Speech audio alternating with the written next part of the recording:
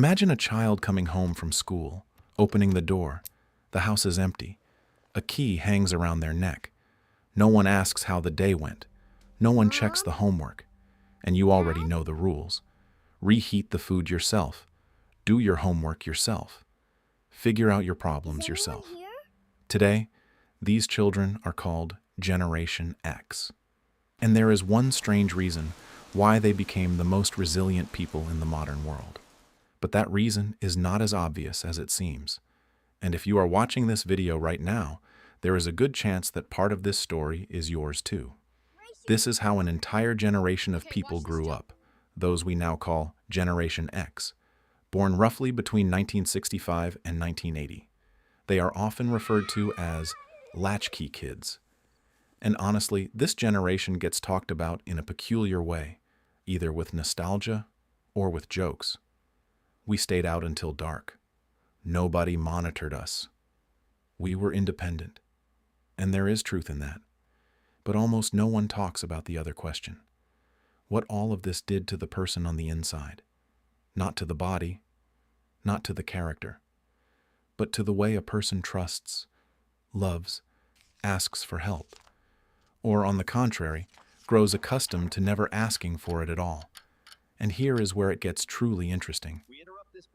If you look at the 70s and 80s not through the lens of nostalgia, but as a psychological environment, something becomes clear. Children of that era grew up in one of the most emotionally complex landscapes of the 20th century, not because of cruelty, but because of the absence of attention, because the adults were busy, genuinely busy, with their own pain, trying to hold on in a world that was changing rapidly. Economic crises, political tensions, rising divorce rates. Adults were occupied, sometimes overwhelmingly so, not because they didn't love their children. And children did what children always do. They adapted, quietly, without being noticed, and permanently. If you belong to this generation, or grew up alongside it, you may recognize that feeling. Childhood looked different, less supervision, more silence, more freedom, but also more responsibility than anyone should expect of a child. And here is what fascinates me. When you look closely at Generation X, you begin to notice something unusual. They are often described the same way: self-sufficient, ironic, slightly cynical, as though they always keep a certain distance. But if you look deeper, something becomes clear. These are not personality traits. These are adaptations. And to understand them, you need to go back to those quiet houses. In the 70s and 80s, a term emerged that sounds almost unfamiliar today.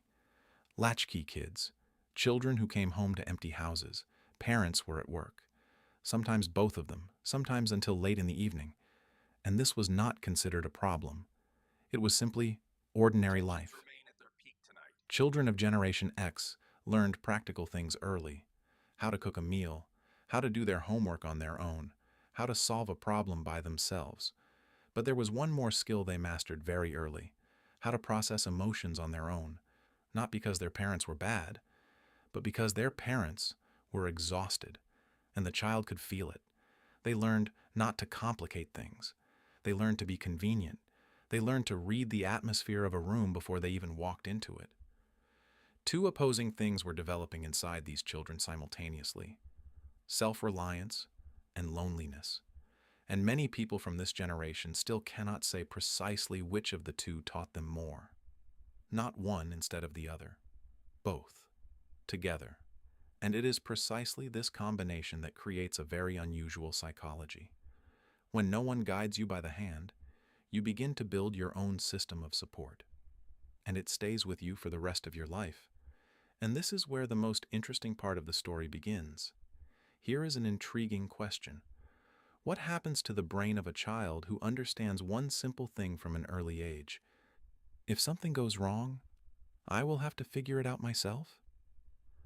The brain begins to operate differently. You don't wait for instructions. You look for solutions. You don't expect someone to come and save the situation. And that is only part of the story. Because alongside those quiet houses, there was another reality. the world of news. Television in the 80s was filled with reports about the Cold War, nuclear threats, political scandals, economic crises. Children watched the news alongside adults, and even if they didn't understand the details, they felt the essential truth. The world can be unstable. Schools even held drills, teaching children to hide under their desks in case of a nuclear attack. And when a child grows up in that kind of environment, a particular way of thinking takes shape. Psychologists call it defensive pessimism. They anticipate difficulty not because they are negative, but because their experience has taught them reality is almost always more complicated than what is promised, because they are accustomed to being prepared. While the world talks about optimism, Generation X quietly builds a plan B, and sometimes a plan C. And this is where one very unusual trait of this generation emerges.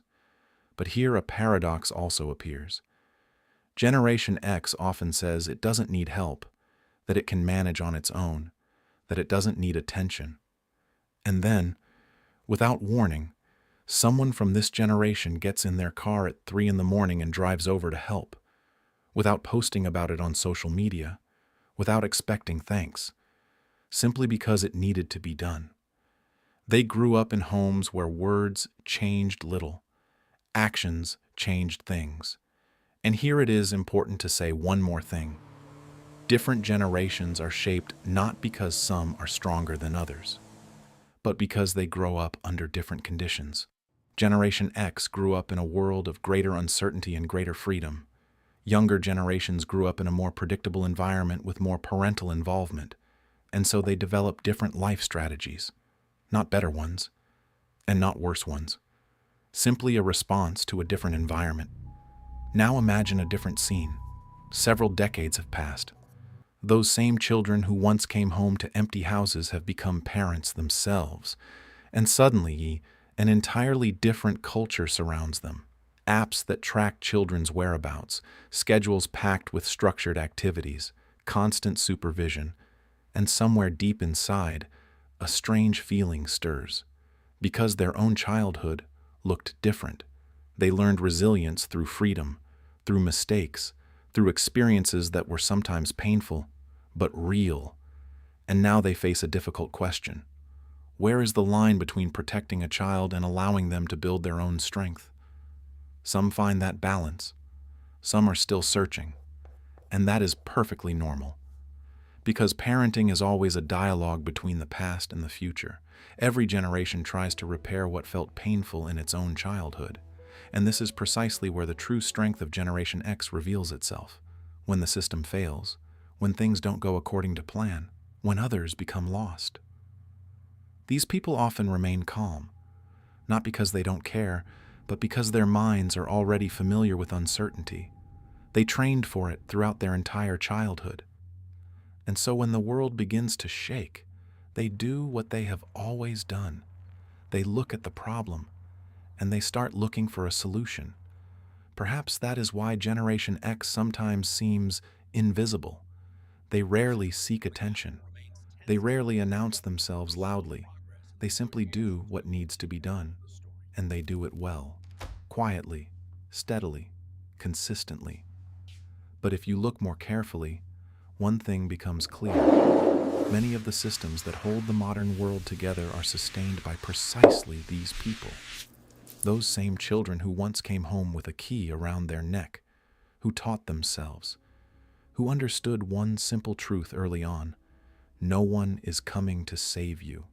And so they learned to be ready, and perhaps that is their true superpower. Because children who learned to stand on their own often grow into the people on whom an entire world can rest. And the paradox is that many of them don't even consider it anything remarkable. To them it is simply what needed to be done. I'm curious, if you grew up in those years, did you also come home with a key around your neck? And what did you feel in those moments?